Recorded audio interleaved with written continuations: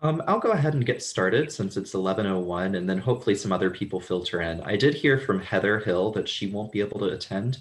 And I also received notice this week that Ellen Wagner is stepping down from the committee because she hasn't been able to make the last few months. Oh. But with that being said, I think, hopefully, I think that there's still a few other members that should be joining.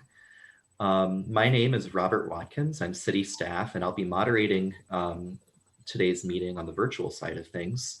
It's 11:01, and we are streaming on the city's streaming channels right now. And we have, it looks like 5 attendees from the public who have joined us so far. Really, the only direction that I have to provide for any members of the public who wish to provide public comment, there is a comment section at the beginning of our meeting, and I'll go over the policy before we do so. But if you'd like to provide comment, you have to register for the Zoom meeting through the city calendar and then join. And then when we get to the public comment portion, you can just raise your hand using the raise hand feature. So with that being said, I can hand things over to our chair, Phil Varner. Okay. I call this meeting of the Historic Resources Committee to order. I guess we'll start off with a roll call of the members that are here. Robert, do you usually call each person's name? I can, yeah. Just let me pull up the. I don't can have the. I can do okay, it. yeah. Just and Yeah. they can say here. Sure. So. Genevieve Keller. Here. Sally Duncan. Margaret O'Brien. Here. Jessica Livingston. Here. Sorry, everybody moved all of a sudden. Kay Slaughter. Here. Dee Dee Smith. Here. Okay, that looks like everyone who's here so far. Okay, Robert, do you want to move on to public comments? Sure. So now we're at the public comment section of the meeting. Very quickly, the policy that we have at the beginning of each meeting, not more than 10 minutes will be allowed for the introduction of any guests and public comments. Speakers may speak for a maximum of 2 minutes and shall begin by identifying their name and address. So with that being said, we have 5 attendees. If you'd like to provide comment, please raise your hand.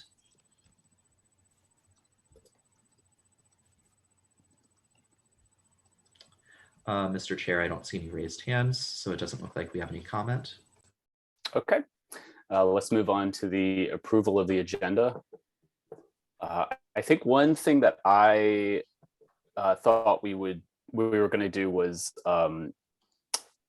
have the walking tour map work session after the regular meeting so that we could have at least an hour of the 2-hour slot for that instead of having it during the meeting, so that the subcommittee members could meet and everybody else could leave if they didn't particularly want to engage with that, just so that the subcommittee members could work on their own without everybody else.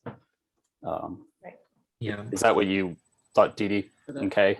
Yes, thank you. That's very helpful. Yeah, I'm sorry. When I was devising the agenda, and there was a moment when we were talking about the agenda last month, and it looked like it was going to be a shorter meeting just in terms of the other business that we had. So I just, I was under sure. the, yeah, I was. Yeah, no problem, Robert. I was just, Okay. I was just trying to clarify the, Yeah. what the subcommittee meeting or subcommittee actually wanted to do. Yeah. Okay, so I guess that's an amendment to the agenda that will move the walking tour work session to after the close of the meeting. And I don't know, Dee Dee and Kay, did y'all have any updates you wanted to provide to the committee now? I don't. I think just a discussion among ourselves, because Okay. we've sort of found out different things, but we really haven't talked. Okay, sounds good. So we'll just strike that item from the agenda altogether. And I guess for the planning engagement for the slave auction block site, Jelaine usually does that, and she's not here yet. So I guess does anybody else have an item for that? I guess I'm mostly speaking to Robert and Jeff. No, we could move the Burley discussion to ahead of the slave auction block discussion, just in case she logs on. And then we can, oh, Here's Delane. yeah. Great. Okay, so I guess that doesn't matter now. And everything else looks good. So could I have a motion to adopt the amended agenda without the walking tour map? Phil, could I? Yeah, suggest- sorry, I should have asked. I wondered if we could initiate something at this meeting for a resolution of thanks to Ellen for her many years of service on the committee. Oh, yes, that sounds great. Let's put that in the same position that the walking tour map was in. Does that sound good? That's fine, or we could put it in next month's agenda. I just didn't want to lose it. Oh, yeah, I think it's fine to do it now. Okay. We have a pretty light agenda, I think, anyway. Okay. And Jelaine is here now. Jelaine, we were moving the slave auction block just behind Burley because we wanted to have you here. So that's right. Yeah, I think we decided not to do that. Oh, sorry. Yeah, no problem. My bad. I was looking at the email. Sure. Kay, did you have something to say? No. Okay. Sorry, I raised my hand or something. Okay. I move to approve the amended agenda. Do we have a second? A second. Okay, Margaret seconds. Okay. I guess I'll just do this. We always do these votes, and I always feel awkward because it's most of these things everybody's just going to say yes to. So I move. So let's please indicate your support of the motion to approve the agenda with a hand or some signal. Okay. Okay, thank you. It passes. That's everyone. unanimously. And anybody opposed? No, passed unanimously. And Phil, actually, before we Yeah. move on to meeting minutes, can we, welcome the We're happy to have you on the Yeah, committee. I was just going to do that. Yeah, and if you'd like to introduce yourself, we'd love to hear about you. Hi, everybody. I'm Jessica Livingston, and this is my first meeting. I got to meet with Phil, I think it was last week. And so I've lived in Charlottesville for about 5 years now, and I shared with Phil that I have a background in art history and public art, and kind of studying monuments and how to memorialize certain things and engage the community in that. And I also work at UVA, so I'm excited to be here. Welcome. Welcome. Yeah, I'm excited for Jessica to be on the committee. We met each other in the school renaming committee process, and so I was pleasantly surprised to see her as one of the people to be appointed to the committee. So additionally, since we're on the topic of members of the committee, I believe we have 2 open positions right now, and I'm guessing that they'll be added to the open boards and commissions. I think today is the current cycles, and so they'll be added to the next cycle of advertisement for positions in boards and commissions for the city. So that's probably something that we should advertise out a little bit, since we have 2 positions open.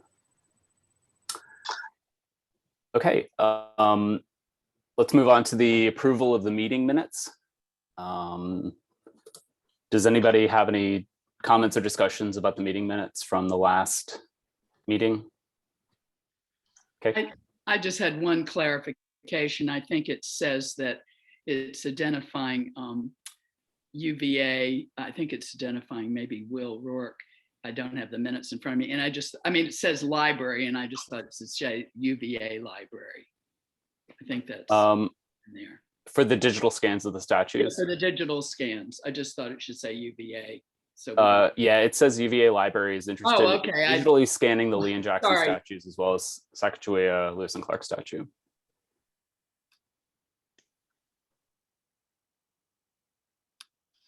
Okay. Are there any other comments about the meeting notes? I move to approve. Do we have a second? Second. Okay, seconds. Okay, all who approve, please indicate with a hand signal or voice. Aye. Okay, I think I heard everybody but Sally. I had thought if we weren't here, we weren't supposed to approve Oh, I'm them, but maybe sorry. I was wrong. I was literally looking at that and did not Okay. think about it. I'm I sorry. wasn't sure. Yep. Yeah, I should have actually said who was here prior to that. That's a unanimous pass. Okay, and now let's move on to planning engagement for slave auction block site. Jolene, do you want to take over on that? Yeah, so Jenny and Robert and I had a third meeting. Was that on the 10th of June? I think that was. Yeah, and I think it was right before the last meeting. I think it was, yeah, Yeah. right. And yeah, so that's the third meeting that we've had on Zoom. The city has said that we're not going to have in-person meetings until September. I think that's the official word, right? Yeah. Mhm.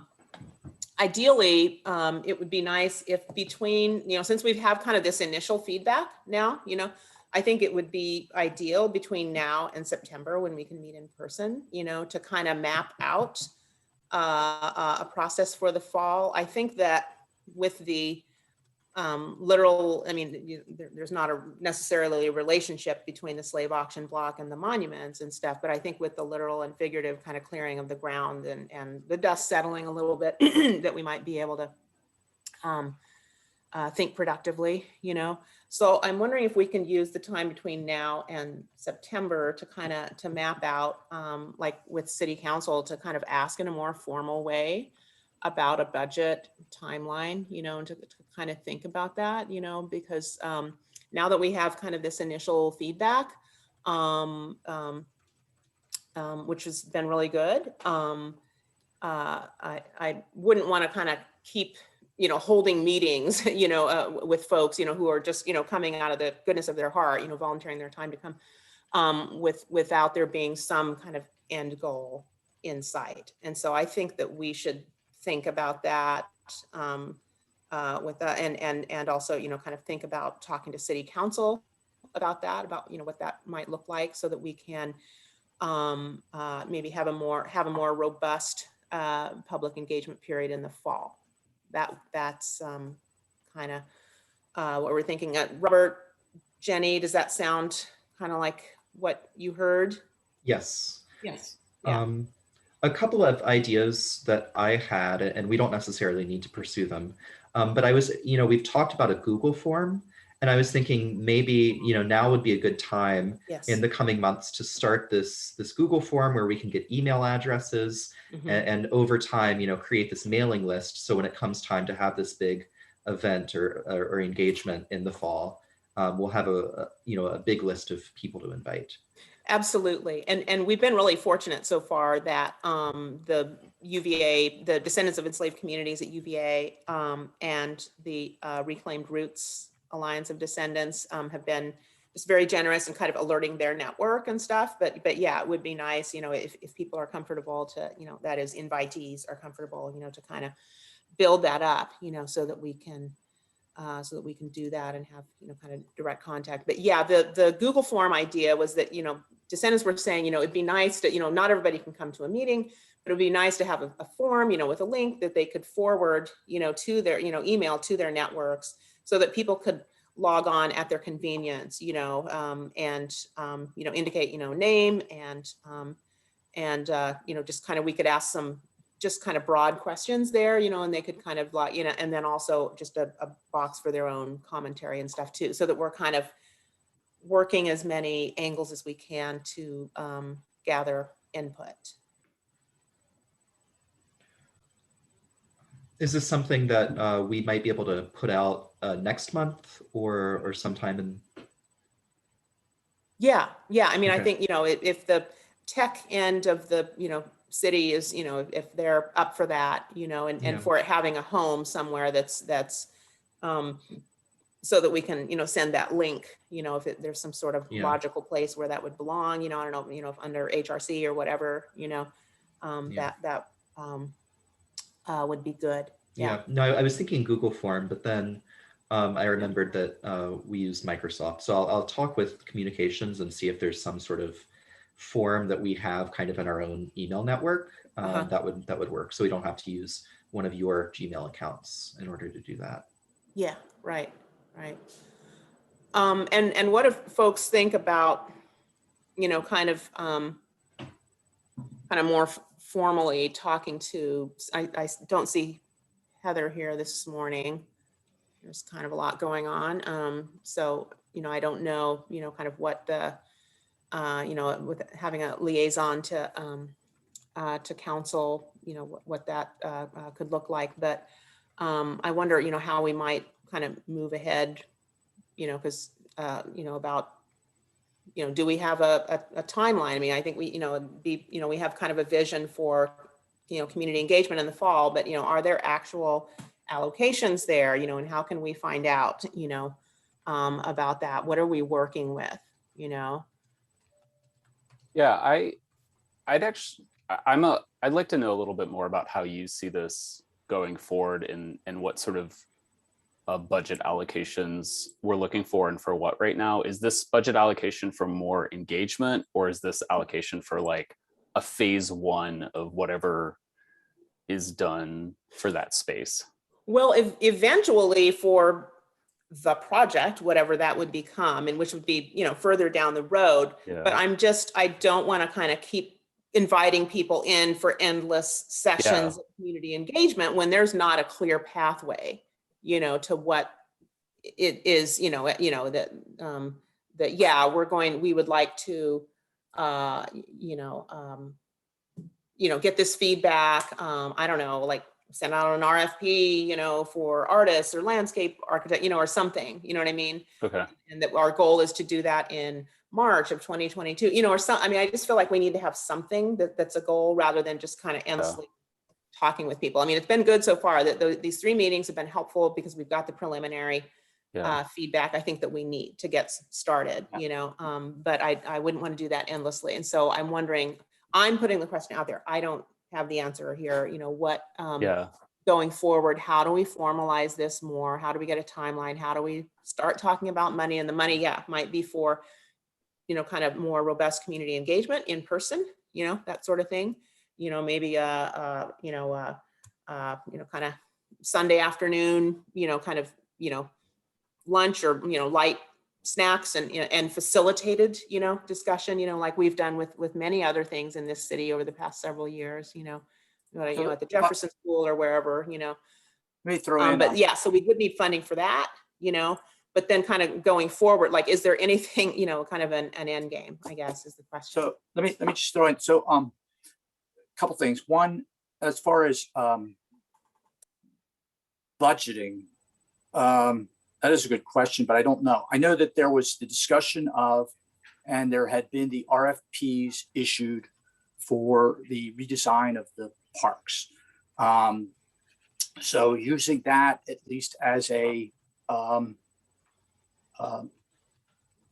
opportunity site. The one I think is that, so we know that both of the parks and particularly here would be where the Jackson statue is, that city park, and its reevaluation would be ripe for us to introduce some recommendations or suggestions.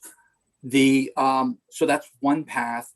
The other path is that, sorry, there's a couple pieces to this. So one of them is the idea.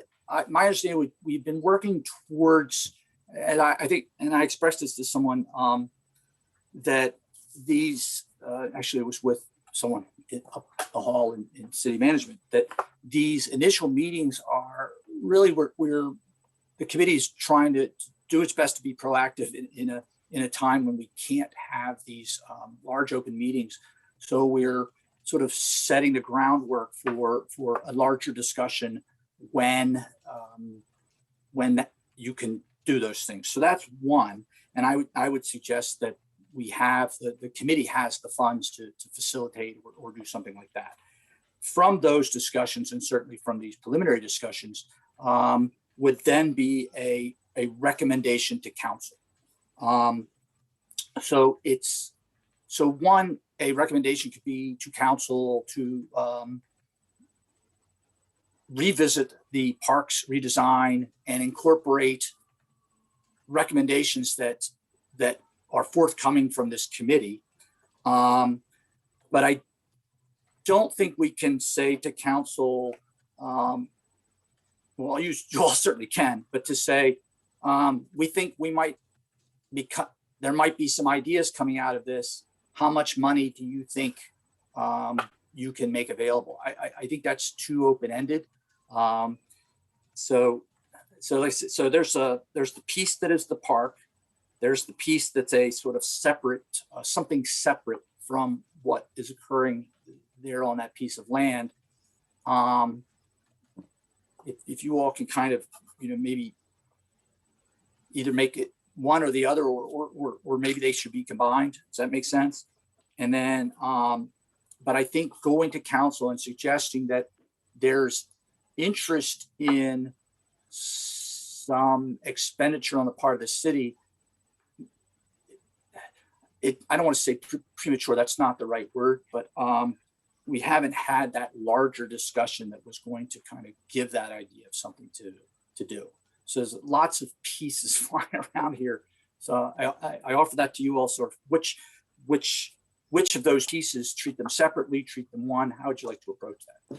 Well, I'm wondering if HRC might be the impetus, encouraging the city to, it's like, let's restart that process and let's think about rolling this in. I mean, I get it that they have, but let's be the gentle nudge, that encourages that conversation. I think that that's something we can do, You could say, for example, I guess you say, what is the, and I honestly, I don't know where things are. It's it is very difficult not being in City Hall every day. And people have been asking me about the statues. I don't know, you all have noticed both parks, I haven't walked downtown today, both parks are fenced in. So I don't know if something's imminent. I don't know. But I don't know the status of the park evaluation. So maybe I can ask informally, hey, what's going on? Is that being reconsidered? Is it at some point, will that be brought forward again? And then I think the committee, you all could suggest to council when that occurs, incorporate into that this component that may or may not be located in the park. That might be the way to do it. Does that make sense? Yeah, I think it needs to be something formal, from, a letter from us just saying, that when this is reinitiated, when the parks redesign is reinitiated, we would like for this project, which the city has identified as a priority, from the BRC process, to be rolled into that. Good. And then the idea being, because I think I can draft something for you all, and then it would be sort of this fill in the blanks, this process of conversation that is being held and will continue until X. And at that time, the committee will forward to council the recommendations that come out of that. That come out of the community engagement. Right. Okay, all right. That makes sense. Yeah, so if we can set a timeline, some deadlines for ourselves, as it were, Right. that we would like to have, in the fall, this community engagement, and then that we would, send recommendations, to council. But before that, front loading that before that, like as this summer already, to encourage them, about the parks redesign. And Yeah. then, Jeff, what's the time frame for the parks redesign?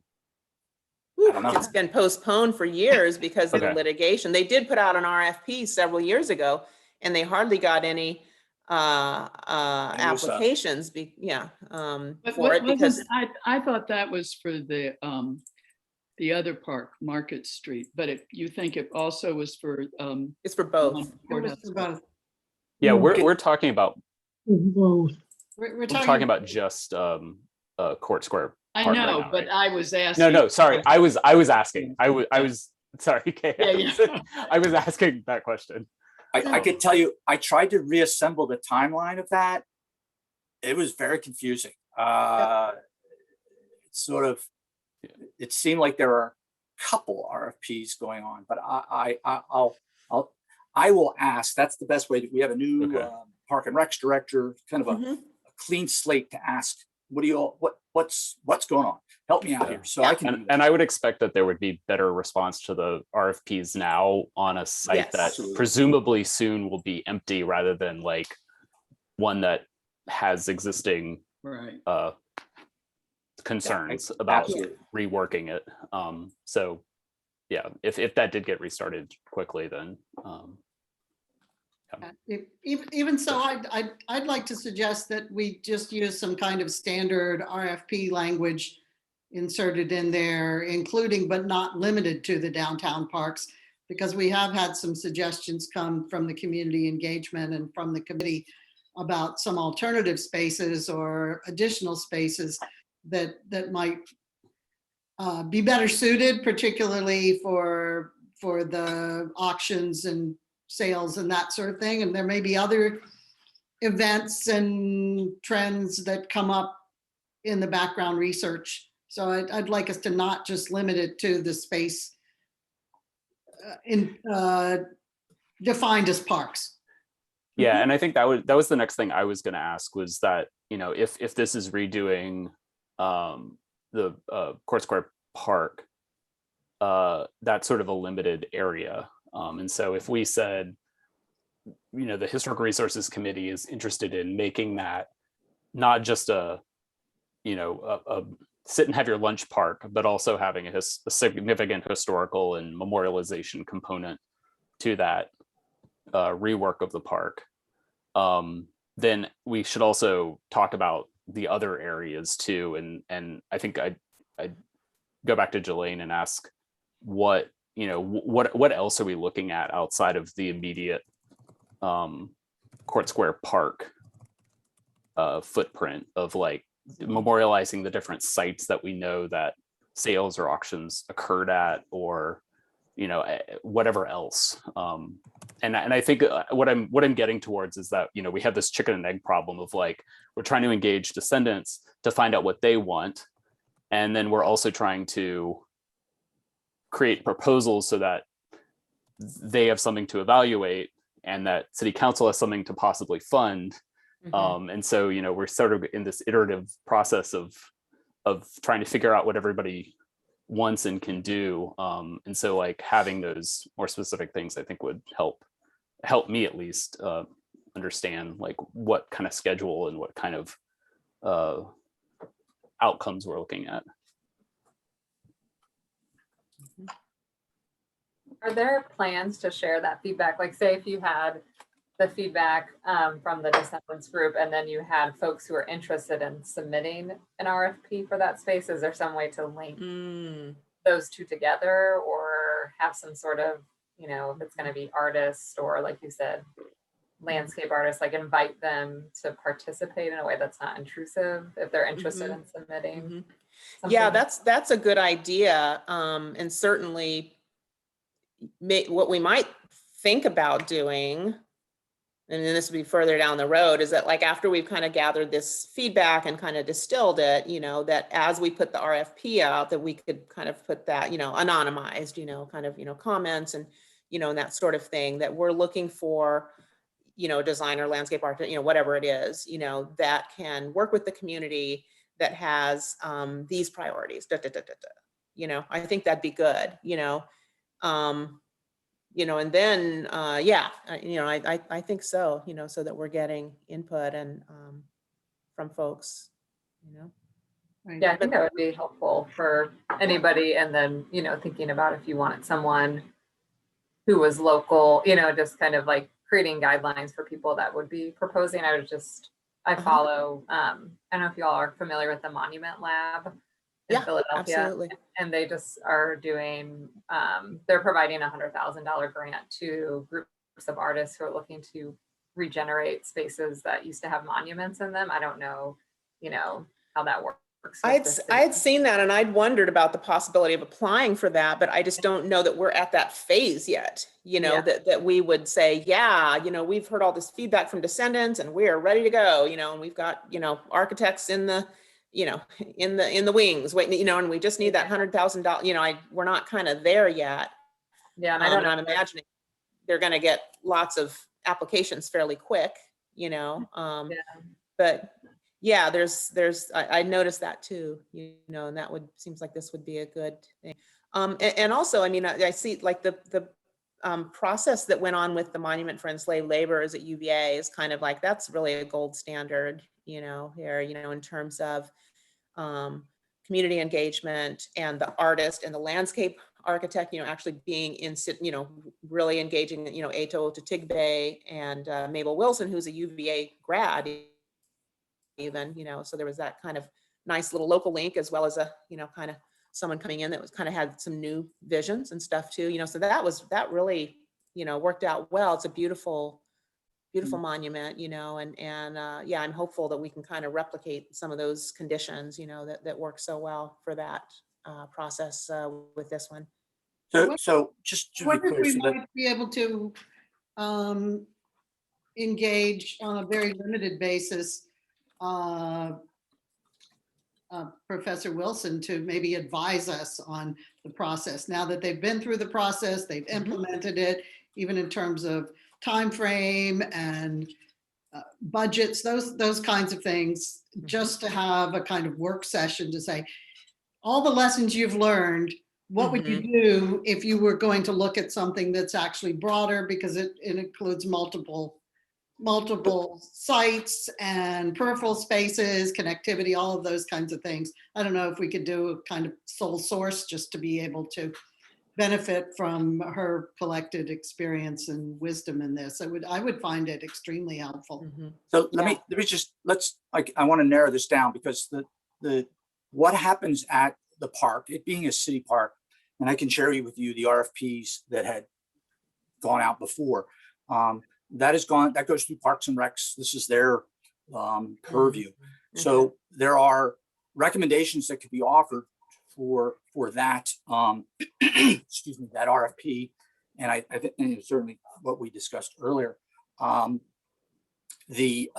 And there is a lengthy public process involved in that as well. So that's all part of it, and I think it's great to make recommendations of, you know, and also consider. I mean, if it's not in there already, then, you know, also say, you know, some these suggestions and recommendations.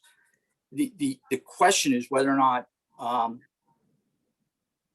this idea for something at Court Square, wherever it may be, is part of that RFP, or if this is a recommendation to council of something separate for a separate place.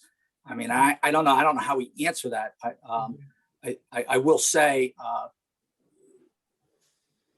the idea of something extensive at Number Nothing is extremely an extremely heavy lift, given the lack of space within the public right of way around it.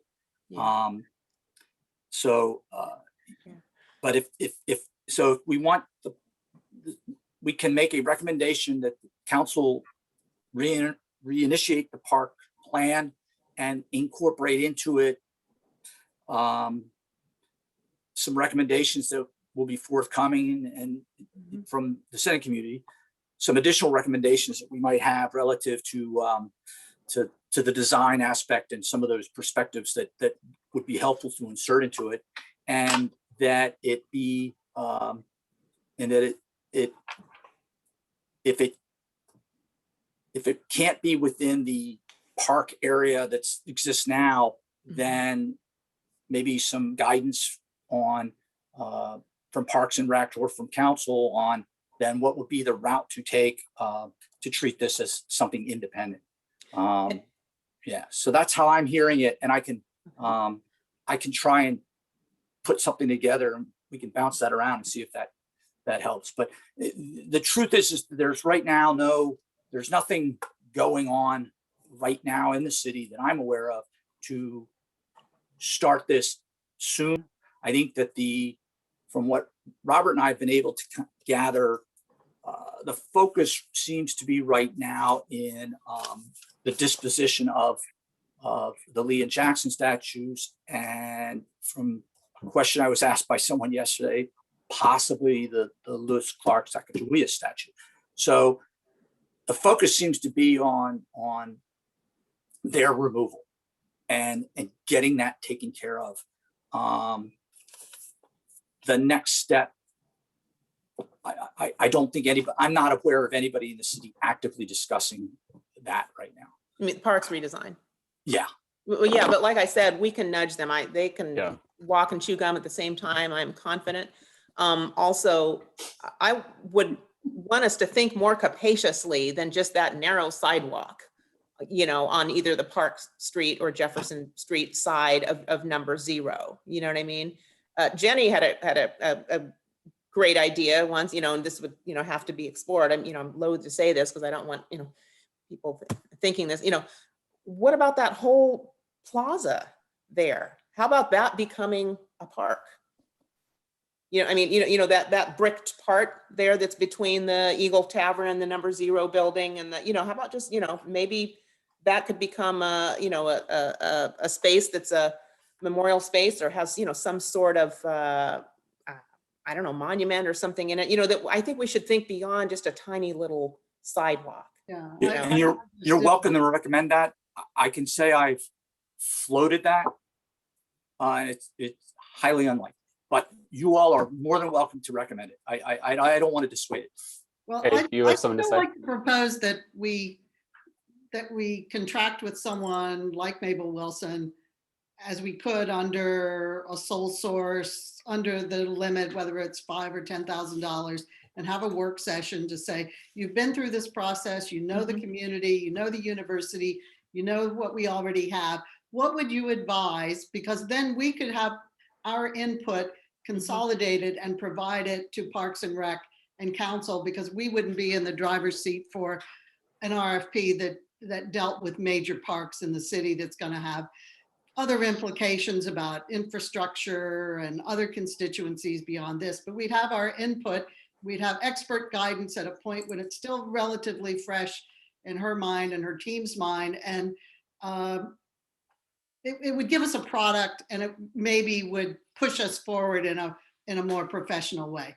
Because we've been dealing with this for a long time. We've had an urgency from the community about the auction site and how that transpired. And then we'd have something concrete to show that we're trying to make some progress. And maybe at the same time, we could talk about something interim if we needed to address that. Yeah, So I I'd be think happy that's, to make that as a motion if that's acceptable to the chair and the staff. Or we could put it on an agenda for another time.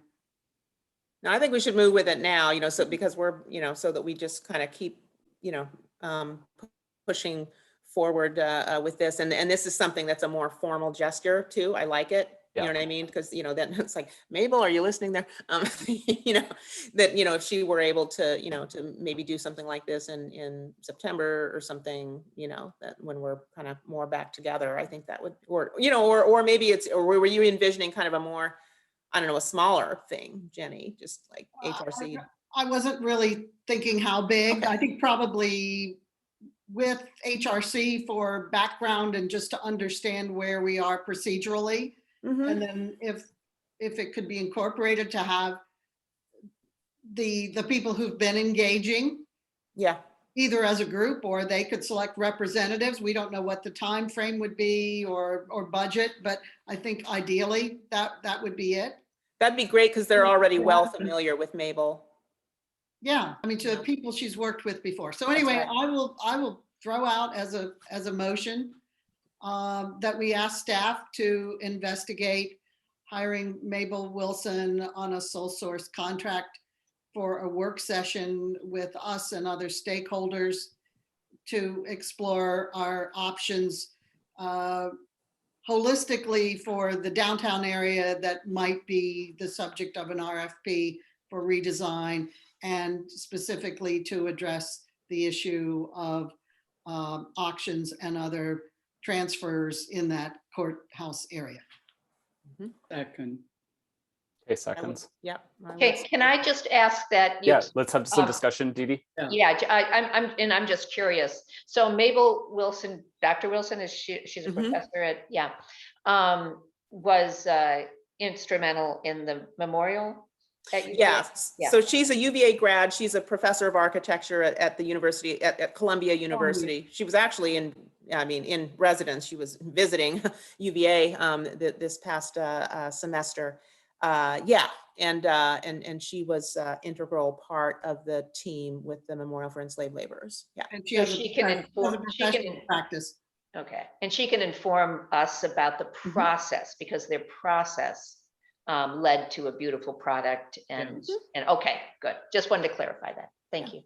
And also because since she knows the community, so well too, Right. she'd be an ideal person, her credentials and her, just her knowledge of the community, make her an Great. I ideal. think it's been seconded. Yeah.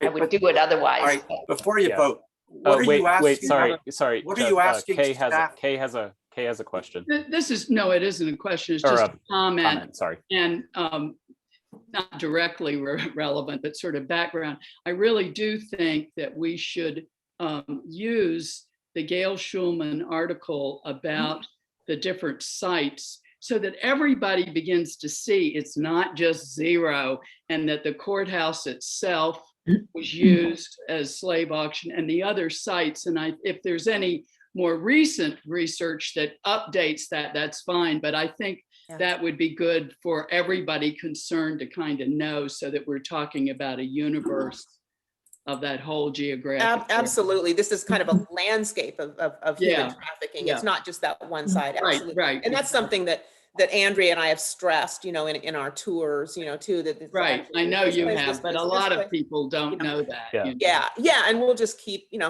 chipping away at our community education. And also just on that note, so I'm the director of the Memory Project at UVA, and I am going to second a couple of graduate students, and maybe somebody else too, to join in with a research project that is looking at courthouse sales. That look just going through and just kind of like what UVA has been doing for the past decade, where they just kind of mine the archives there, Mhm. try to come up with as much research and product, like you're saying, articles, books, Right. the memorial, this sort of thing. And so that's something that my people from Memory Project and with the purpose of, I should say this, with the purpose of giving our findings to the city.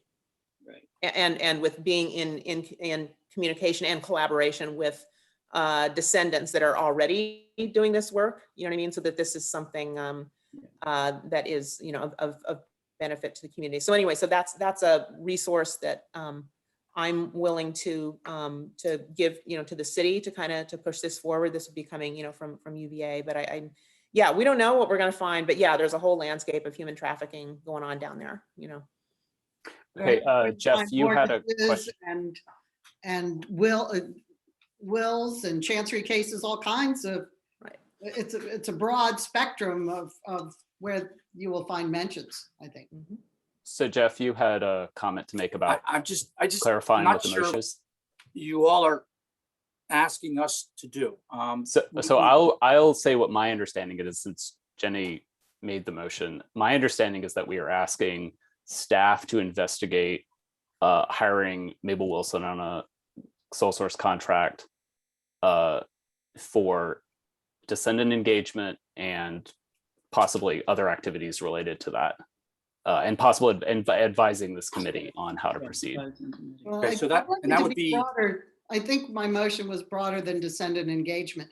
The descendant engagement would be part of this, but the whole process of how we would initiate and kick off the city to consolidate the thoughts of this committee, the concerns of this committee, so that they could be put into a broader RFP from Parks and Rec. Okay, Yeah. so, yeah, so just again, to be clear, I mean, I don't know if a motion is necessary for this. I mean, I think staff understands it. We'd like to contact Mabel Wilson and as part of the this ongoing discussion with the Senate community, and that be part of what we're looking to do when we we can convene larger public meetings. I want it to be broader than the descendant community. I want us to. Who do you want? Address the issue of- Let's use Jenny's language that we vote on. And then when that's Okay, I'm sorry, but you can't, forget it. I don't mean to just stop this, but I mean, I think you do. you can vote on all kinds of things, but I can't make things happen. I can make some inquiries. And so it sounds like I should make an inquiry to Ms. Wilson about her availability. Right, she and might have have a answers. discussion. Yes. What we tell Parks and Rec, we can make recommendations to City Council. We can make recommendations to Park and Rec. We do not determine what that RFP does or doesn't say. So I just want to be clear that, making a motion for staff to do something doesn't cause it. We know that, We know Jeff. that. We're just taking. I'm not sure I Yeah, understand that. Jeff? I'm not sure I'm getting that then. So what I hear is to contact Ms. Wilson and see about her availability. And I think that's a fantastic idea. And I think we had that discussion with Diane about it, and she felt, I remember her saying to Robert and I, she felt like she was a little, because of her connection with the university and the monument, she felt like there might be some assumptions of what her involvement might bring. So this is good to have someone out of town sort of coming in. That will be I seek her availability on the Historic Resources Committee's dime to be part of our outreach with the descendant community. Well, And I just want to be clear here about her qualifications. She's a landscape architect. She has a doctorate, in architecture. And Yeah, I think she's an architect. She's not an expert per se that I know of in community engagement, although she has definitely engaged in those, and has a lot of experience and has a lot of insight, I think, to offer us. But you know what I mean? I wouldn't, I don't know. I mean, I don't know. I would have to ask her, kind of where she sees her, because her skill sets are in landscape architect and she knows how to, she knows best practices and she knows how to do that community engagement as a part of that. But I just wanted to put that in terms of prioritizing her credentials. I want to put that in front. And she knows our community. Right. She knows the university. There's no learning curve. She's lived here as a student. She's worked here as a professional. She's lectured here as an academic. She's got the broad picture of it. And she would know what we would do in the downtown area would complement and connect with the work that had been done at the university. She knows the process. But so then And I think if it's a work session, Jeff, if it's a concern about, I don't know, stepping on Parks and Rec's toes or whatever, if it's a work session that we are sponsoring and we are gathering her wisdom and, and all this sort of thing, and then we are producing a report, to City Council and stuff, and Parks and Rec is welcome to consult this as well. I mean, you see what I mean? The way, that's well said, and that's very helpful, and that puts us in a position of the committee is we've had these discussions, we've had this outreach, we've had input from someone with these qualifications. Here are some recommendations. Okay, Jeff, she has a Master of Architecture. I'm not questioning her in credentials at all. architecture, an MS in Advanced Architectural Design, a PhD in Historic Preservation, and I think she directs the Global Africa Lab at Columbia, among other things, as well as being, I think, the lead designer for the university. Yeah, I'm not questioning credentials. I mean, she's just a great person to come and sort of get us in the right mode to move forward in a very responsible state of. I think it'll help us move forward, Jeff. I just we're not creating a plan out of whole cloth. She's going to come. She's use her brain in public. We're gonna pay her to do that. And that with what we hear, then I think that will help. We can be part of nudging. Yeah, the nudging is the word, and I think that I get that part of it. So it's just make sure that, because then it goes back around to that. At some point, we'll have maybe a decision to make, and that would be: is this a recommendation that goes into that downtown park redesign, or is this a recommendation that really is something separate and stands alone, and that the committee recommends? And maybe we should ask Parks and Recs. Maybe that's something formally we could do too. Hey, would you like to, I don't know if that's getting ahead and making a morass. Yeah, I You know, in my very brief 3.5 years in a bureaucracy, I don't think there's, I think we can ask if at some point in time they would consider it, and I certainly can have Todd Brown. In fact, I got to talk to Todd about some other things, but you know, and again, also still goes back to just the caution of us sort of creating expectations that aren't that maybe, you know, we're not entirely sure just yet. So I Well, put that out that's there as a precisely caveat. why I'm saying this. I don't want to keep having endless meetings with people. I want to have a timeline. I want to, you know, make a formal communication with council about this. I agree. You know, we don't want to just kind of create false expectations. That's why if we set our own, you know, goalposts along the way, which is what I'm proposing here, which is what Jenny's proposing here, then we can start nudging this forward. We can't, it's like, oh, well, we don't know. It's like, we're going to make it happen. You know, I talk like an we know activist. that we have no authority.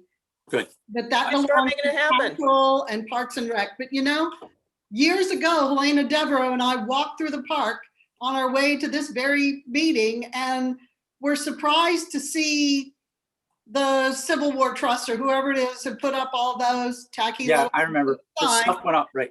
And we came into the meeting like, who put up those signs? And we, you know, this Confederate hero business, that's inappropriate.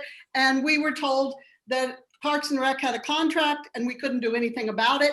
And that was more than a decade ago, probably. So, you know, I'm just a little tired of being told we can't do something, because we've got to break down some silos here and barriers to be able to move forward and consolidate our thinking.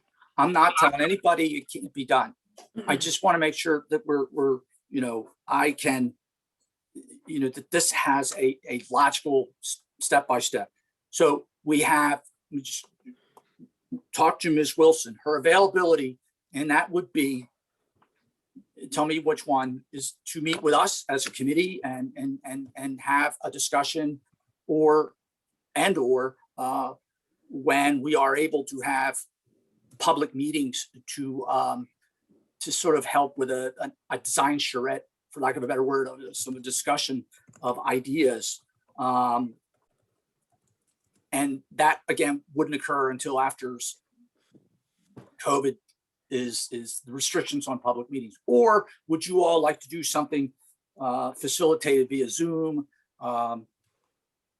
you know, and just start to wind down these recommendations now, given what we've heard, and maybe with some additional Zoom style meetings?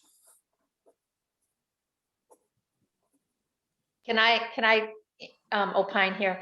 I just wonder if Mabel Wilson would agree for an honorarium or something, just to meet with us and tell us, just explain the process that UVA went through, so we as a committee will know what we're asking for. It wouldn't be anything, you know, it's a public meeting, but just as a first step. And, you know, if she would, I don't know if she would do that or not, but then she would know what she was getting into too. Exactly. That would be fine with me. I think that's within the motion that I made. Mm-hmm. And we could do that via Zoom this summer, you know, and then we can decide amongst ourselves, having talked with her, you know, whether going forward, you know, what to do kind of going forward, and maybe she would be involved, you know, further, who knows, but it would just, yeah. And we could pay for it potentially, so we wouldn't have to go through city council. So why don't we initially, travel. We can invite Ms. Or my notes here. Maybe we can ask for her availability to maybe sit in at the next HRC meeting, and we can have a discussion about what you know, maybe she can help us frame what it is we would be asking her to you know, provide, and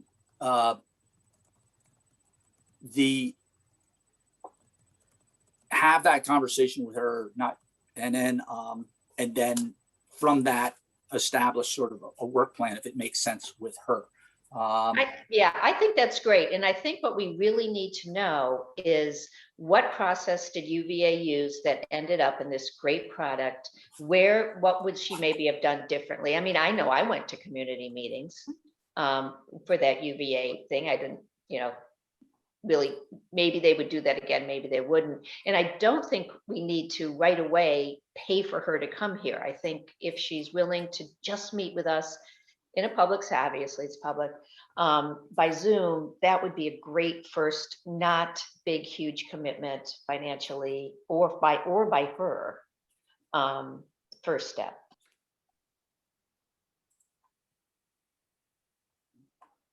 Can I ask a question? I'd still rather it be a work session, maybe a 3 hours outside of the formal constraints of a meeting. So it could be a regular meeting, it'll be a little more free flowing. And we would provide her with some background materials, perhaps the RFP from 3 years ago. And, you know, the spaces that we're interested in so that she could refresh her memory. Obviously she knows them, but point her to those in the discussions we've had. Right, I just think we have to I think be the idea of careful having not her to come- make it too complex, or else it's just not gonna happen. If she's Let's do something that can available- happen. If she's available, if she's interested, we could do it by Zoom. That's preferable because it saves on travel costs and exposure and all of those things. So I think the motion that I made and Kay seconded would still encompass that, but I'm happy to amend it to say that we would kick off a process like that. I think it does cover that because I think we might need to hear it again, though, because I don't remember what it was. Well, I don't remember it now, although we have this live transcript, so we could Yeah. go back to it. Yeah, I mean, my understanding is with this motion, we are simply asking for her availability and desire to do this at all, and rate schedule and, you know, any other information that she can provide us on what she is willing to do, and that we're not committing to anything specific. So Jeff, do you, after this That's not discussion? what I was talking about, though. What I was talking, it seems to me there isn't any question that she's the right person to talk to. What I was talking about is let's do something small, invite her to our next HRC meeting or September, if next is too much, for not a huge commitment, but to discuss with us the process so we know what to ask her to do in the future, which is a bigger ask. But make this ask reasonable such that it can happen fast and isn't a huge commitment. Okay, so I think if we wanted to do that, Jenny, you would have to table the motion, I believe, because we're still actually in the discussion of the motion. And I have no idea what happens when you're in the middle of that and it's decided that maybe you don't want to do that or not. I don't know. Jenny, what do you think about? Well, I was trying to go back in this transcript to my motion. I really don't want to withdraw the motion that's been seconded, because I do think we need some outside expertise. And I'm perfectly willing to add an amendment to it that this would have a phase 1, which would be a Zoom work session to talk about logistics and lessons learned. So I'll make that as an amendment. I accept that amendment. Do we need to vote on accepting the amendment? No, the second, it just changes. The second just, okay. Yeah, so. Okay, in that case, let's vote on this motion to engage with Professor Mabel Wilson on the process for the slave auction block site. Let's do a roll call vote on this one since we may have disagreements. And the clarification is that this is We do we have to engage realize as- she might not be interested or available. Right, exactly. right, Right. but it's the committee's engaging with it's a discussion for the committee, not a discussion for, not that idea of like a larger charrette. It's to help you all on the committee sort of, compress this thing into something cohesive and coherent. Certainly phase 1 is, yeah. Okay. I can call a vote. Yes, thank you, Robert. Yeah. Ms. Keller, Aye. Miss Slaughter, Aye. Miss O'Brien, Yes. Mr. Varner, Yes. Miss Smith, Yes, Miss Livingston, Yes. Dr. Schmidt, and Miss Duncan. Yes. Thank you. The vote is unanimous. now may I ask whether the committee is interested in doing this sooner rather than later in terms of meeting just with we can call it a meeting, we can call it a work session. We have 2 hours for our meeting, so. Yes. I mean, just as I would soon as like she Robert. can. She What did might not we be have on? available, Right. so. Robert, what did we have on the agenda for next month? Um, Do you remember? I don't remember. I can go Okay. back and check on that for you. But honestly, we haven't been following the schedule necessarily. We've kind of had, so I think we'll be Okay. fine. Yeah. So, I mean, I think we're fine in making the majority of the next meeting with her if she is available to do that. Yeah. I do don't- ask if we figure out that we're going to need a separate meeting for this, like a standalone work session in August or September, I just ask that you request that sooner rather than later so I can let communication staff know. And I'm wondering if maybe to offer to Dr. Wilson that, yeah, this is our regularly scheduled meeting. And, if that doesn't work with her schedule, to just say, or do you have another time, do you have several other openings that you can suggest to us, and then we can kind of check back, and then have a work session, because it might take a individually scheduled work session, Sure. just, it'd be unusual if a busy person would Right. be available at exactly this time, our time. Exactly. So when we ask her if we can, say, yeah, that this is our next meeting time, but also, could you suggest others? Okay. And I will, I guess when we talk with her, we can propose sometime in August or aim for August if possible. And if not, as soon as we can. Is there somebody on this committee who knows her particularly well and we think might be a good initial outreach? I'm looking at a couple of y'all. Probably Jelaine. I've met her and spoken with her, but I wouldn't say that I know her. And Jelaine, Yes. you would know whether that's a good idea or not. I've spoken with her before and in meetings about these kinds of issues. So yeah, I mean, I know her in that, I mean, not real well, but Yeah, I mean, we've been on programs together, but I've never, been at the table, had dinner or anything like that. yeah. Well, I'm right. just proposing that for Robert and Jeff, if you want to talk with Jelaine about how. Yeah, to invite I'd be them. comfortable with, once we craft the language of an acceptable email or something like that, I would be fine with sending that and then CCing everybody, Jeff and Robert and HRC saying, to ask on behalf of, if that's what is good, or, I mean, if that's, I don't know if that's allowed, but whatever, I'm fine with I doing think that. that's always a good idea. Uh-huh. A little personal. Yeah, This right. is legit. This is not what you're walking into is with somebody you trust. Yeah. Mhm. Or no, not trust. Yeah. No. But yeah, I'd be fine with doing that. And I can collaborate with Robert and Jeff to do that. Thank you, Jelaine. Mm-hmm. Okay. Well, that was a good discussion. Let's move on to the Burley High School National Register plaque discussion. I believe the issue here is that we are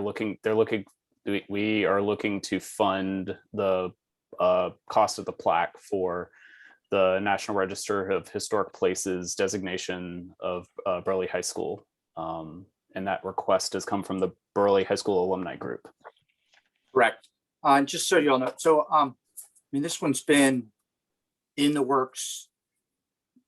Mr. Hollins and the Burley alum approached us, me, after the Rose Hill Historic District survey was completed, and where the neighborhood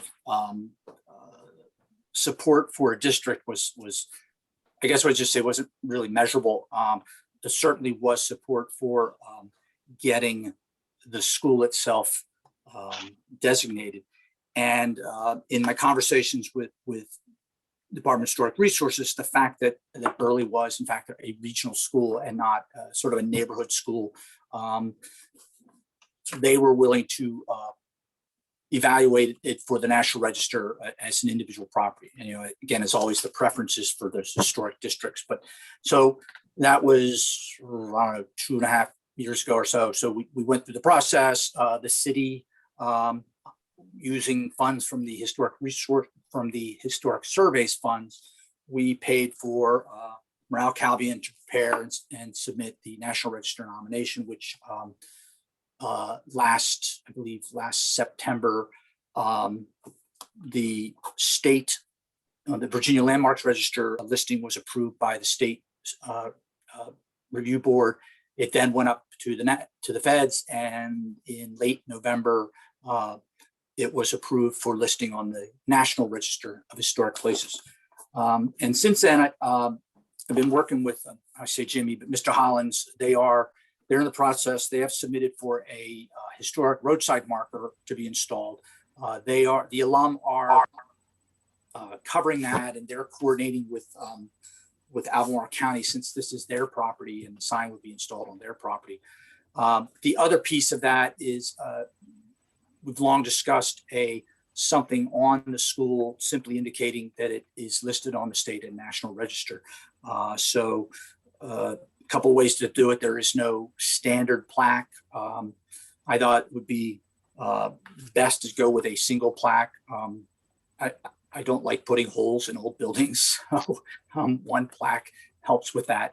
And so this is a relatively standard bronze plaque, I think 8.5 by 11 roughly, or 8 by 11, simply indicating that in 2020, Jackson P. Burley High School was placed on the Virginia Landmarks Register and the National Register of Historic Places. And the goal of is to have, and we're waiting to hear from DHR on the roadside marker, but sometime in the fall, the idea is to have an event, and this is Mr. Hollins has been looking forward to an alumni event at the school to unveil the marker and unveil a plaque. And so we can, our part in this would be getting at least the plaque ordered, and I have it on hand and ready to go whenever the roadside marker is ready to be installed. So that's a little bit of the background on it. The only question I had about it was, why is it so much less expensive than the Daughters of Zion Cemetery plaque? It's about a whole lot less smaller. words, and it's a standard. It's one of their standards. Okay. And so yeah, less words. It's a standard. I don't know my metalworking terminology. A standard die, and they just rearrange the letters. So Okay. Are they usually on roadside plaques? I mean, I can picture I think I can picture one on a building, and I know you don't want to put holes in the building. But I can't picture one on are you talking like on a post, like an historic marker? I think there's one on McGuffey School that's very similar. So there's like the Virginia Landmarks, the typical plaque is actually a flat piece of painted metal. And then the ones I've seen for the National Register, there's various designs. Again, there's no standard. So this is just simply indicating that the historic designation of the buildings. So there's no words other than the fact that it's it's not like a historic marker that. No. Okay. No, that's the 100 word roadside marker. I know it's funny. I told Jimmy he had quite a group working on it. I said, yeah, this is the ultimate, group project from hell, trying to get something down to 100 words. So, but they've gotten that taken care of. And yeah, so this is relatively simple, doesn't need to say any more or less than it does. But there are other designs if you guys want to look at it. I'm really confused. Are we talking about a plaque and a highway marker? Are we talking about two things or one? Two things. So the alumni are taking care of the roadside marker, the DHR, the white sign with the black letters. This is just simply a plaque on the school. And are they paying? Oh, sorry, my bad. I was confusing the two. Okay. Sorry. Are we contributing to that? They're taking care of that themselves. They're taking care of that. Okay. Right. So now we're really just talking about the bronze marker that says this is on the National Register. Correct. And we'll use one of those standard designs that you can order from companies, right? Yes. And that- Yeah, well, that's where we Robert, have do you the mind We have a sharing? picture of it. Robert, could you share that from the packet if you have it up? Yeah, it's Um, back. Yeah, Lasheen, if you're on, can you enable Sheen's screen sharing for me, please? I will as soon as I can share my screen, but it's in the packet. I you don't know. go. What, oh, thank you. Let's see.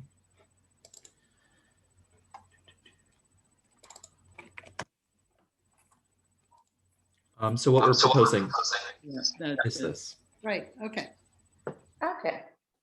That's why I just thought it was going to go over on this road. I'm sorry, it was my bad. I confused the two. Yeah. It's beautiful. Could we get a motion to approve the So designation of? Yeah, I move to approve the historic marker. Oh, I'm sorry, Well, Kay. we actually have to approve an appropriation for paying for the historic marker. Kay, would you like I to do have a that? I have a question. So we're Sorry. gonna- I'll second it or make a motion either way that we spend the money. I Ja- think it was 200, what was it, Robert? It's 700 and, 700 and or Oh. sorry, $257. I flipped the numbers Are we around. sharing that cost with the county? We've already paid, well, we already paid for, or the Historic Surveys Fund, I used Right. that money to pay for the nomination. The county, I don't know if they are contributing to the roadside marker. I did tell Mr. Hollins, it had not been inexpensive to get to where we are. That I could possibly contribute the plaque, but as far as, expenditures in the, I think it's 1,500, 1,800 for a roadside marker. I just, at the point, I didn't really, but I urged them to seek other funding. So, but now we're working with the county on this. This is a county school property now. It was constructed by the city and the county jointly. And it is within the city of Charlottesville. So it is a historic building within the city of Charlottesville. I guess think of it in terms of any other private building in the city that has historic designation. And this just one happens to be. I move we approve the appropriation to purchase the marker in question. I second it. Okay, is there any further discussion on the motion? Yeah, I think we should invite the county to pay half because, in an age where we talk about responsibility and reparations, this was a joint city-county endeavor to establish and continue a segregated school. And then it was a kind of joint decision that the county would buy out its portion and operate a county school there. So I think that we should be generous and ask them to accept some responsibility for their actions in the past and to share in this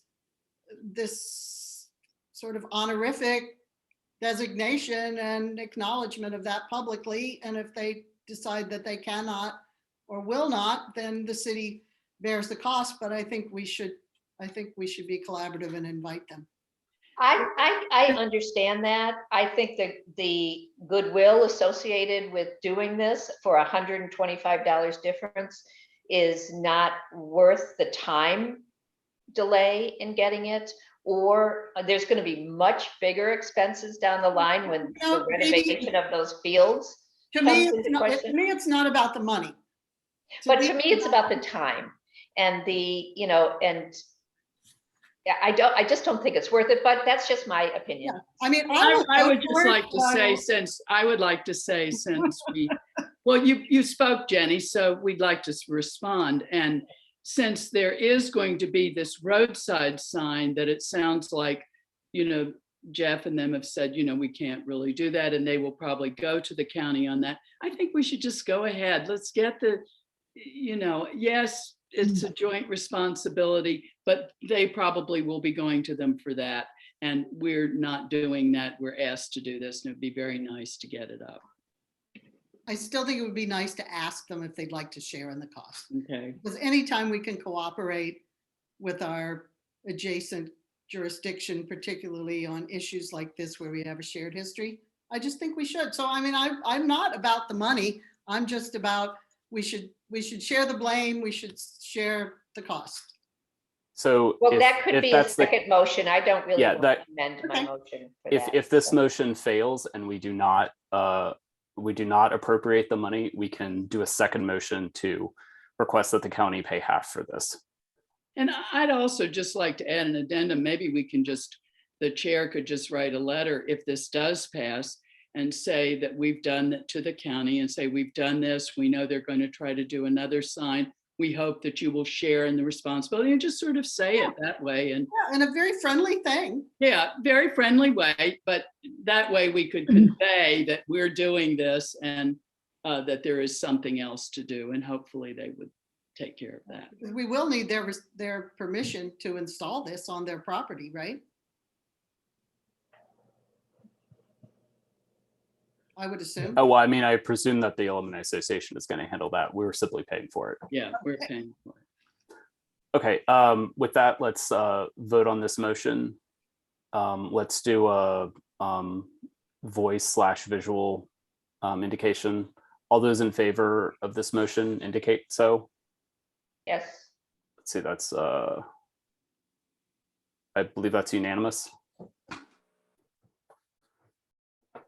Okay, and I would like to move that we send a friendly letter to the county, to whichever is the appropriate body, informing them that we have taken this action and inviting them to share in the cost if they desire. So sharing the cost of this plaque or the roadside marker? Roadside marker is irrelevant. That is, we have nothing to do with that. The National Register mark. So I think it's going to be a little complicated for them to try and pay for something that we've already allocated money to pay for. The last motion was to appropriate the money. I mean, I am working with particularly Phil Giaramita and Emily Kilroy on they've helped with getting us access to information.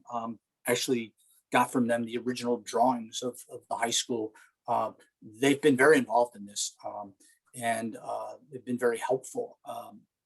So I'm not feeling like they've been like they haven't. No, I'm not trying to be punitive. I'm just trying to be collaborative. I think it's something that we got into together and we should be getting out of it together. If nobody else feels that way, that's okay. But I made a motion and it can die. So what is your motion again? My motion is that we write a letter to the appropriate body in the county, informing them that we have authorized the cost for the installation of a bronze marker acknowledging the National Register designation of the property and inviting them to share it in the cost if they would like.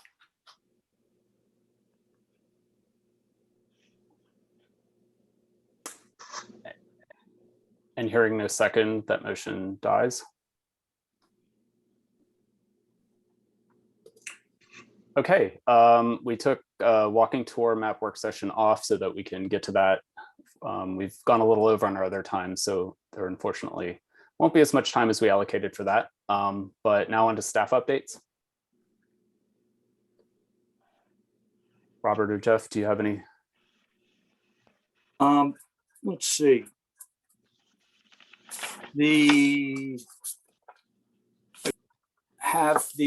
If you all are interested, the county, and I didn't realize this until our last meeting about the court's expansion, but the new building at the Levy building for the court's expansion project is being driven by the county.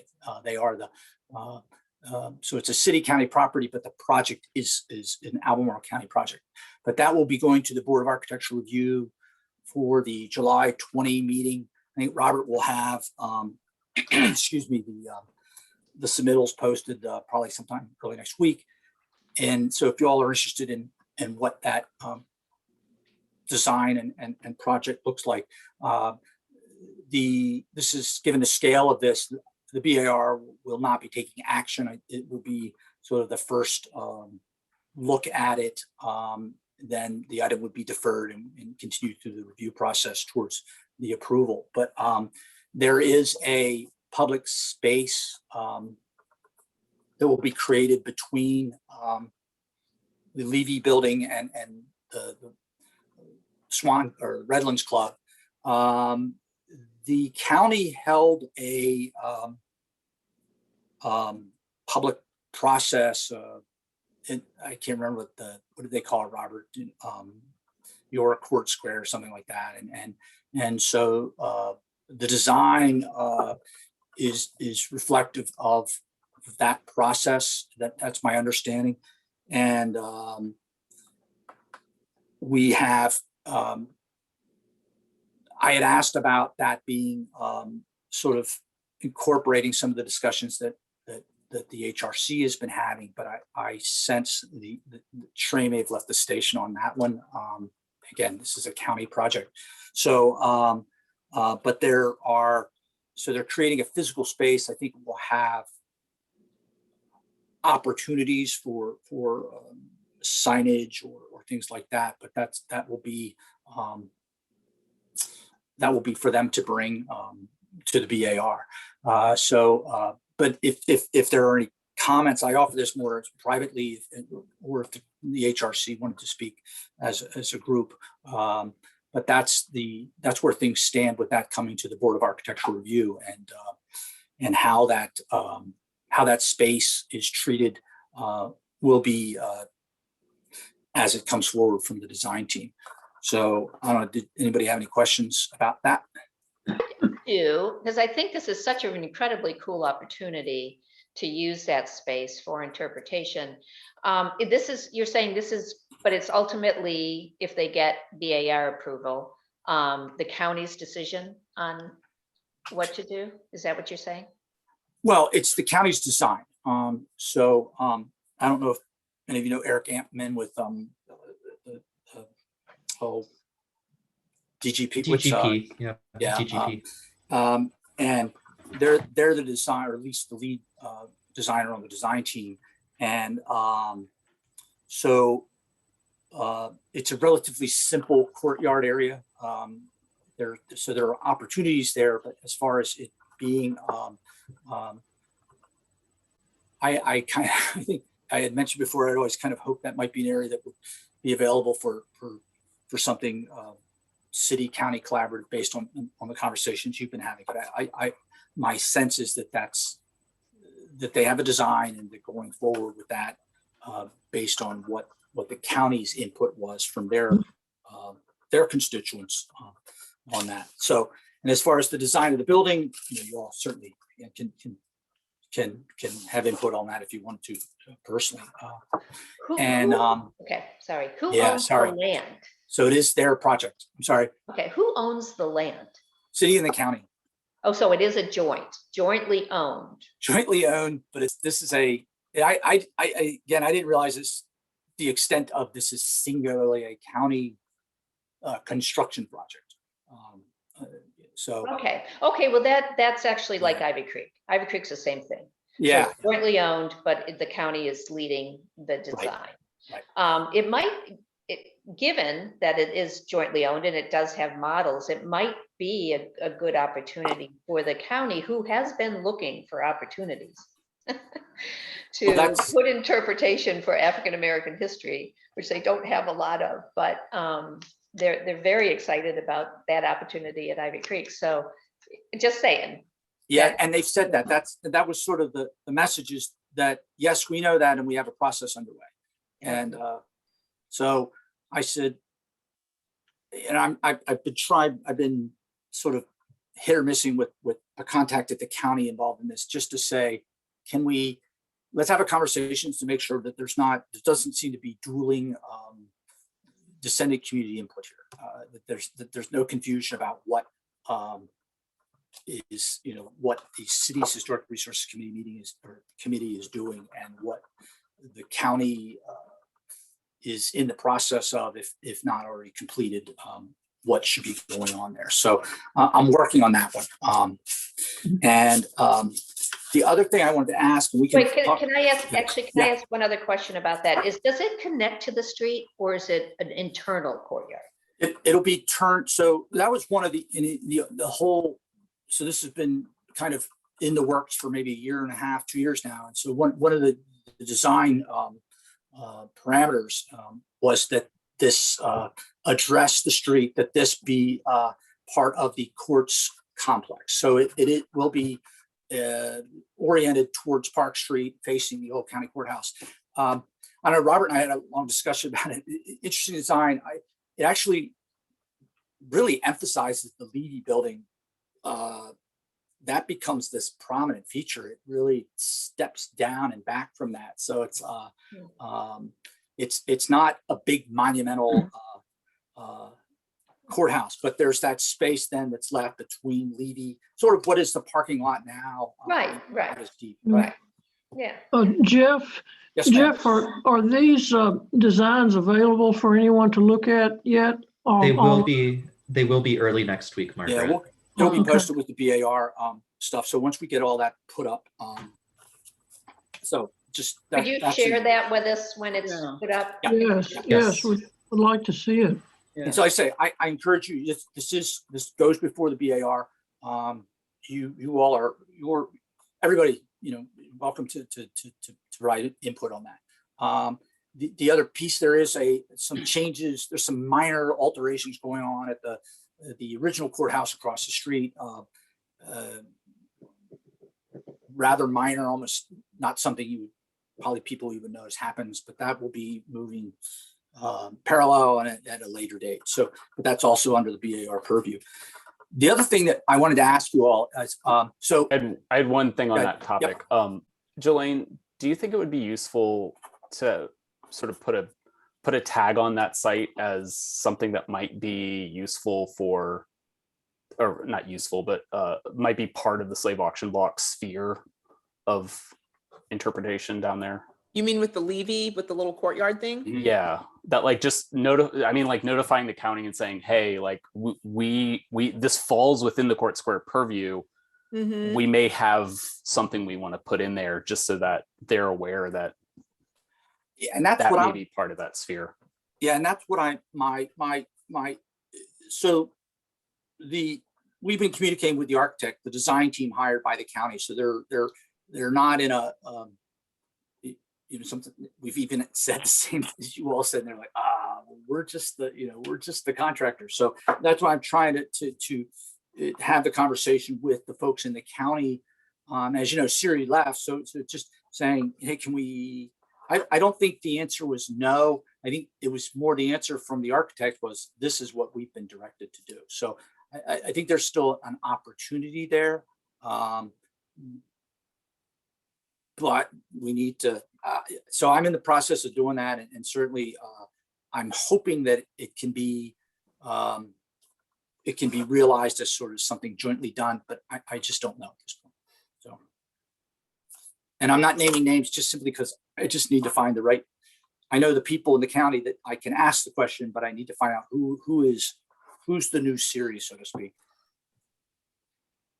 And then on the other thing, and this even popped up on my calendar. So on sometime next week, the construction fence at the Code Building is going to begin to come down. They're wrapping up that project. So sometime next week, Robert and I will be going up and removing the posters.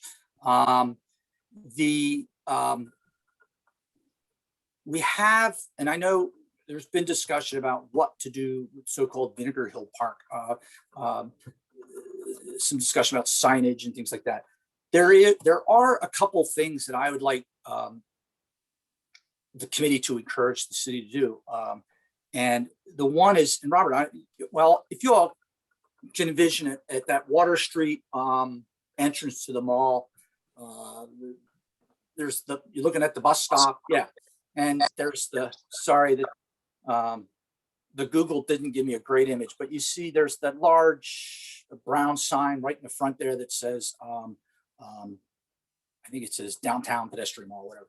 One of the goals of the Vinegar Hill Park signage plan was that sign would be changed to Vinegar Hill Park. It was approved or conceptually, but and there was always the question of who would be funding it. But I'd like to at least encourage Todd Brown and council to, if we're uncertain on what some of the overall signage program might be, my question is, do you all think that we should at least support, encourage a sign there says Vinegar Hill Park and leave the rest for further discussion? And we can bump that to next month's discussion if you want, but I just want to make sure I threw that out there. Just because things are going to start to be put back together, so to speak, there at the Code Bill. And who is Todd Brown? He is Parks Director. Parks, right. New. Yeah.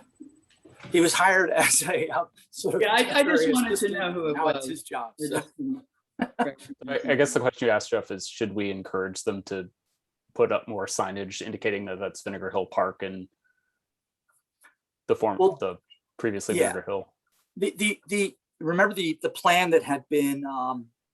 We can gather the previous drawings and Right. I can put it in the packet for next Yeah, month. that'd be great. Yeah. Just seems like there's a couple pieces that are, even if there's no resolution on maybe some of the interpretive signage, that at least some of the wayfinding signage can be. We can encourage the city to get those installed. I think we should encourage the city to put up that's Vinegar Hill Park at as many places around there as possible. I agree, even though it sort of makes me cringe a little bit then there's nothing, in the park. But if, that can be a good thing too, as people say, where is it? So it puts the pressure on to actually do it. Is there any way that we can use our posters, like on the bus? Isn't there a bus structure there? I don't know what you call those things, a bus shelter that has a relatively big one. I mean, can we put our signs on that? Probably print. Boy, signs on bus kiosks has been I didn't realize it was as hot a topic as it is. So. Is it a hot topic? Sorry. It's how they're used and there is and how they're going to be used in the future. So there's a bit of a tension in just so you all know, it's sort of okay. The city reevaluating bus, or at least the bus folks. But I imagine so. I don't think there'd be any problem with. I think there are sleeves of some kind, because I know the Tom Tom Festival. We certainly could we can go take a look and see about getting something printed and used there. And then usually advertisements and city. Yeah. There's certain events, right, that are certain city sponsored events, so to speak, are allowed to put things up, and I think that would be good. So I think this would be a good. This is probably a good thing that we can put on the agenda for next meeting to discuss. Like, I didn't want to get into an in-depth. No, that's fine. And what's the next step at Vinegar Hill Park, and what can we do with the signage and new signage or whatever? So maybe that's a good topic for next time. Yeah, and so I'll circulate that old plan that we have seen and say, I'll circle, well, these are the ones I think are pretty much, we could encourage the city to do. And then just have that discussion about and I think you all had said this for some time, to revisit that idea of signage and interpretive markers or whatever it is, something in lieu of what had been presented back in 2016 and 2015. But we have those posters. I mean, maybe, I don't know if we have any feedback on whether those posters were well received or criticized. They were. You'd be surprised. But we have the PDFs of them, or whatever format they are. And, that would be great to even temporarily use them in places as if we put up a sign. They do have a lot of holes in them, because Robert and I made sure that they could not be removed easily. But yes, however you would like to use them, I would welcome. Well, if and when the redevelopment of the old A&P Artful Lodger building happens, there'll be more construction fencing and we can use them again. Thank you, Jenny. Because this is my big question for the folks at the courts. And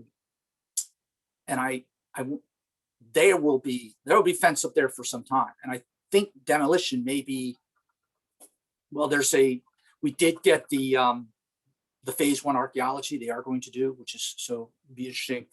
See what they find. See if Mr. Jewett's still there or not, among other things.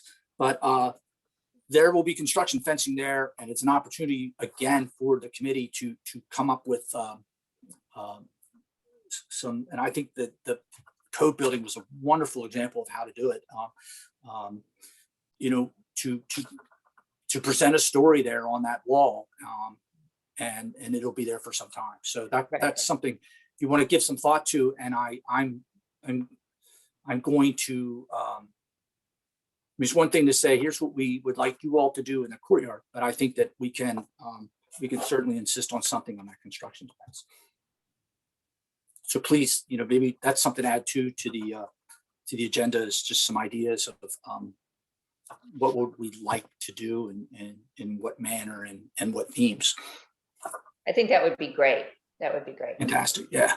But I'll say, I mean, the times I've been on the mall and just standing there, seeing the number of people reading it, to have people, you know, will say to me, you know, oh, have you seen those posters on the wall? They're fantastic. I said, yes, I happen to know the people that did it. And so, yeah, it has accomplished a lot. I think people have taken the time to read them. I think like Jenny has said, you know, the context of space is still difficult for people to kind of see and feel what the area is that was involved, that was Vinegar Hill. Something to keep in mind for moving forward, and certainly with Court Square. Certainly going back to that the prior comment about, you know, and that Gail Schulman in her article, you know, does really express the extent of activity within Court Square. And Kay, I'll say, you know, we did have the committee discuss that a couple of years ago about, you know, but what I thought was most compelling about Court Square is that at Number Nothing, there is a space that has this community has a memory of. Somehow, for some reason, that spot brings about an emotion that maybe saying over there by where, you know, that grass is doesn't. So there's something about that spot that evokes emotion that is effective. So all right, so we'll add that. I will because it was ask. marked. What's that? It may be because it was marked. Yes.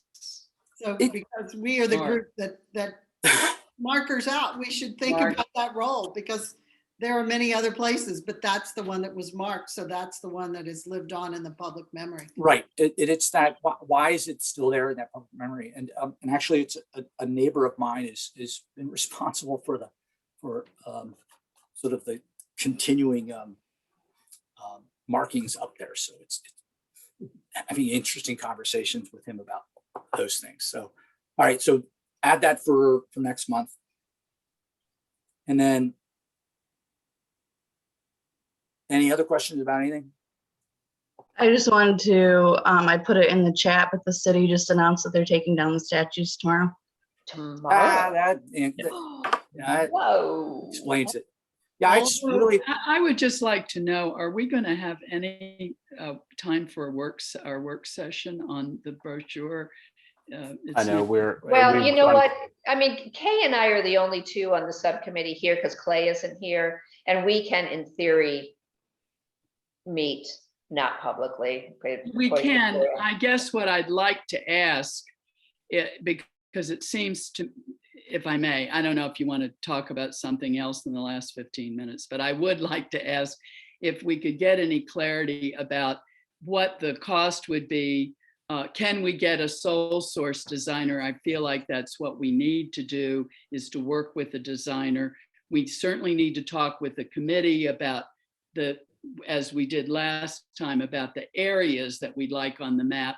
But what we were going to do in the work session is talk more about, you know, what those different components would be, and what a designer has given us some informal advice So about. maybe the whole committee would like to hear this in 10 minutes, you know, or not. I mean, you know. Or, yeah, well, I'm just trying to think. Well, I'll just say it then, that the design and the writing are really interdependent, and so that most, the final copy is usually written from, what the design is going to be when we've picked out the spots we want to be. And we have talked about 3 different areas: Court Square area, downtown mall area, and then an area that's more to the west that would include McGuffey, the library, which was the courthouse, sort of the civil rights area. Maybe we'll define them differently, but we're still thinking about those 3 areas. And so if we want a map style or a brochure style, this is the other thing the designer advised us, what size that we could look at and the parameters, and then the format, really, if we want it as a walking map, which I think is what we do want, unless somebody disagrees. We're not getting to drive around in the car to look at these places, but then how to design it so that it's easy for people who are walking around. And then with this, really working with a designer on that kind of design. So we'd have a map and then some description within the brochure. So that's the outline, but there are a lot of decisions within that. And I'd like to find out how we could, inquire and get somebody that we could actually work with on a design and what amount of money. Yeah. So y'all already have a designer that you've sort of been we do informally asking. We have a designer who's actually worked on other maps for Jefferson School, and so is very Okay. Great. Yeah, I mean, I think that, we can certainly allocate money for that out of our committee budget. I don't know how much we want to do that versus asking the city for an appropriation, but we have money for this, and I'm certainly fine with it. I don't know what other opinions other people have about doing that. Well, maybe we can, because, and I give total credit to Kay, who has, contacted this designer, and but maybe we could get some estimates. Yeah, that I think that's the first step. We just need yeah. like a motion with an amount to allocate for it and what Right. that gets us, and then we can move forward from that. Looking at what came out of this was, it is so clear we need a designer. It was just so like, oh my God, this is like the only way to do it, which actually, sort of brings me back to our posters, our Vinegar Hill posters. We had basically a designer. We didn't pay her. It was Yes. Madeline Hawks. But she could just do it. And it was such a lesson in getting things done, because when we just do it within our committees, we're not professionals and we can never get anything done. So I think that was our first lesson. I hope to see that maybe the walking tour will be our second lesson, and you just have to engage a professional who knows how to do these things. We get to write it, we'll have word counts and all that. Yeah, but we can get kind of a template from her, to work with, and then that. So I don't know, I guess I would like to see still some money allocated so we could just go ahead and do at least this first part, of the planning phase. So I think that what y'all should do is talk to the designer, get a estimate for like cost hours, how, an estimate for how many hours it's expected to do the brochures, or if it's a fixed bid for just doing the brochures. All as a fixed contract, then get that estimate and bring it back as a proposal, and we'll do a motion next meeting. Okay, thank you. And if what this designer has done has been like the Star Hill hydraulic brochure, and then UVA actually adopted that same design and had her do that. And it could be that that's what we want to do, but that would be a pretty operative question. It kind of goes back almost to the original concept, but with a much greater clarity, fewer sites, kind of thing. You have an opportunity, I think that, and I love the ones that Jefferson School did. They're wonderful, and it's a great. And you all had done them out at the Ivory Creek as well. Right. That was a CVHR Jefferson School Ivy Creek collaboration. But so the template will be there. Because I think the other piece of this is there are still all of those themes that we had, that we discussed. And, there are people that say, hey, I really want to look at the architecture of downtown. I mean, it's not a map for everything, Yeah. that in being, we're not going to, I don't envision printing, maps with 50 different themes, but there are some different themes that can be explored and then have that map template to insert things into. I mean, I think I've mentioned before, even just taking the infamous McHugh murder case, there is actually you could develop a walking tour of those sites. So it would give us that opportunity to have that template. And from there, I think the next step is to begin to create that database of sites, themes, et cetera, that can be, when it seems appropriate or seems right, to develop a map from that. But so I excellent idea, and I'm glad you've got that person involved. And that would be, yeah, I mean, as long as it's not a $50,000 contract, I probably wouldn't be. It's something that you all could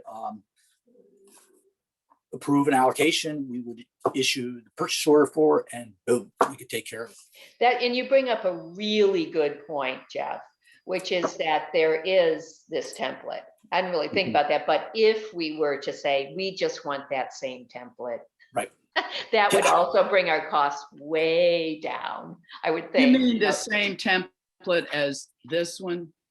The one No, the same, well, oh, is that the, yeah, what? That's that old one. No, the same template as the Jefferson School one, that one. Okay. Yeah, similar. Yeah, which Whatever. is the same template as UVA used. I mean, it even gives some uniformity to how people take these walks. So, I mean, that would be a decision y'all would have to make, but Kay and I and Clay can. Yeah, we can at least explore that with Right. her. Yeah. So there's So the hopefully content. that- Yeah, the content that could be added at later dates, begin to accumulate and organize that.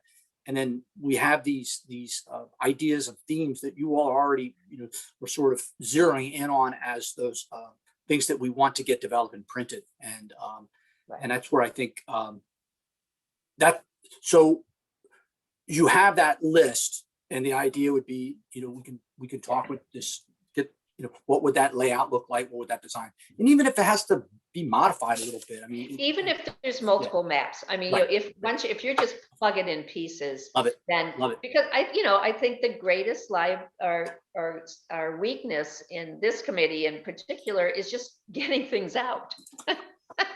It's hard. I shouldn't call it a weakness. It's just we're just citizens, and if we could streamline it such that we could actually produce things that are even, they can be changed later. But anyway, It's the and price. Kay has done a fantastic job of really taking the bull by the horns here. I've actually asked her to lead this. It's the subcommittee. price we pay for feeling strongly about something. And Yeah. I know sometimes we want to bang our heads against the wall, but think about all the other things going on in the world. I couldn't care less. These Well, are. let me just. Sorry, Let me Kate, just- did you have something Yeah, I else? just want to raise one other thing, just to let you know, this is for information, and I contacted the people. Actually, the Historical Society and Common House are looking at doing some other kind of map. And I said, hey, hold on, the Historic Resources is doing a map. Maybe we can do something together, so that we might have a conversation, Dee Dee, with them and sort of see, there might be a piece of it we can carve off and they can do. So Sure. No, I thought when you brought that forward to the subcommittee, I thought, oh yeah, here we go. And it's yet another opportunity to develop a common template. And, right. And really make available to the different people who want to initiate these tours. Right. Okay, so let's move back to the agenda items of coordinating the agenda for the August HRC meeting. We talked about a few items already and talked about engaging Professor Wilson to see if she could attend the next meeting. Are there any other items that people would like to include in the agenda? If we can get something from Anne, a proposal, I'd like to have just a brief be able to get an authorization for funding to move ahead. And as the designer. The designer, if we Okay. get the designer, yeah. Okay. Right, and so there was we'll have- something else we talked about, and when we were talking about it, I remember thinking, well, Professor Wilson takes precedent over everything else, and we'll just, do, Yeah. put everything else aside when we're able to do that. But what we talked about the Levy courtyard, we talked about the Vinegar Hill Park sign. Yeah. I mean, Robert, you probably got all that. You're so Yeah. you're so good at that. Thank you. So we had a number of items that really were timely. Yeah, so Yeah. we'll probably have to have some additional coordination about the agenda before the next meeting, dependent on whether Professor Wilson can do that or not. Okay, announcements. I wanted for us to initiate a resolution for Ellen Wagner for her many years of service and Right. leadership. I don't have the dates and all of that, but she's put a lot of time into this over the years, so it'd be nice to do that officially if we could. Would you like to make a motion on that? I move that we initiate and ask staff if they could draft a resolution for Ellen. Second, I believe Rachel seconded, and let's do a hand raise or voice indication. All those in favor? That's unanimous.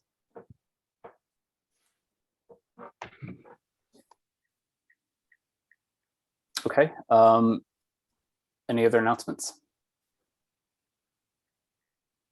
Okay, and with that, I adjourn this meeting of the Historic Resources Committee. Thank you so much, Phil. Thanks, Robert. Thanks, Phil. thanks. You. Thanks. Bye. See you later.